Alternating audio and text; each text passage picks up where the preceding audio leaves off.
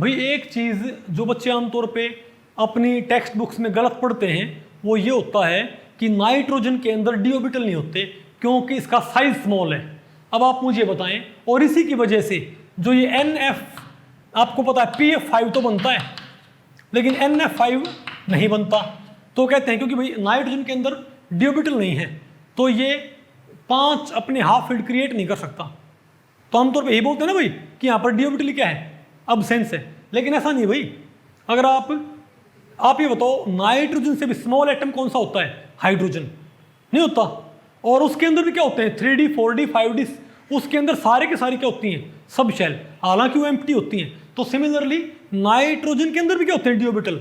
बस दिक्कत क्या होती है, नाइट्रोजन के अंदर अगर इसका आप इलेक्ट्रॉनिक कॉन्फ़िगरेशन लिखोगे तो यहाँ पर क्या आएगा बताओ, इसमें क्या आएगा 2s2 2p3, और PF5 में क्या आएगा हमारे पास, ये तो क्या है 2s और 2p, और ये कौन सा है 3s और 3p, इजंट इट। अब अगर मान लिया फॉस्फोरस को 3 बॉन्ड बनाने हैं तो उसको दिक्कत नहीं है क्योंकि वो वहां भी क्या है 3D, तो वो क्या करेगा 3s से प्रमोट करेगा 3D में। तो 3s से 3D प्रमोट करने में ज़्यादा खर्चा नहीं आएगा क्योंकि मेन शेल सेम है। अब क्योंकि यहाँ पर 2s और 2p तो हैं और 2D नहीं है। अब 2D तो किसी में नहीं होते भाई, 2D तो सब में क्या होते हैं, अब्सेंट होते हैं, लेकिन 3D तो यहाँ भी होंगे भाई। 2D तो आपको हो गए, इसमें डी ऑर्बिटल अब्सेंट है, कौन सी 2D तो यहाँ भी नहीं है, 3D यहाँ भी है और यहाँ भी है। डी ऑर्बिटल शुरू ही कहाँ से होते हैं 3D से, तो यहाँ पर 2s 2p में इलेक्ट्रॉन है और 3s 3p और 3D सारे क्या है यहाँ पर एम्प्टी हैं।